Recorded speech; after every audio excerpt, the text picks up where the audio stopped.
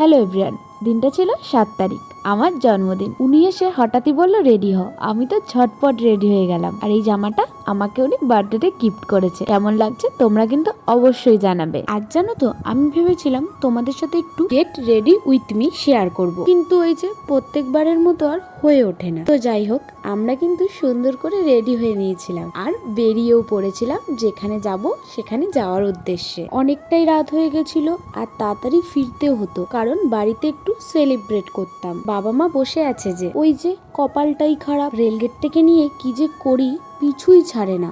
প্রত্যেকবার এলে দাঁড়াতে হবেই, তেমনি আজও প্রায় 30 মিনিট দাঁড়িয়েছিলাম। তো ফাইনালি আমরা পৌঁছে গেছিলাম আমাদের গন্তব্যস্থলে। অনেকদিন ধরেই খেতে ইচ্ছে করছিল, সময়ের অভাবে যাওয়া হয়ে ওঠে না, তো আজকেই চলে গেছিলাম। অর্ডার করে এসে বসেছিলাম আর দু একটা ছবি তুলে নিচ্ছিলাম। ফাইনালি অর্ডার চলে আসে। আমরা কিন্তু বেশি ভিডিও করতে পারিনি, যাই হোক বাদ দাও ওইসব কথা। চলে গেছিলাম কেকের দোকানে একটা কেক নিতে। চলো এবার বাড়ি যাওয়া যাক, বাড়ি গিয়ে সেলিব্রেট হবে। আর জানো তো, আমাকেও দেখায়নি এর ভেতর কি কেক এনেছে, কারণ ওই যে আমার জন্মদিন, তাই আমাকে ভেতরে নিয়ে যায়নি। আজকের কেকটা ওনার পছন্দ মতোই এনেছিল। ফাইনালি আমরা বাড়ি পৌঁছে যাই আর একটা জিনিস খুঁজছিল আর আমি ল্যাথখোরের মতো এইভাবে পড়েছিলাম। তো চলো আমার বার্থডেটা একটু সেলিব্রেট করা যাক।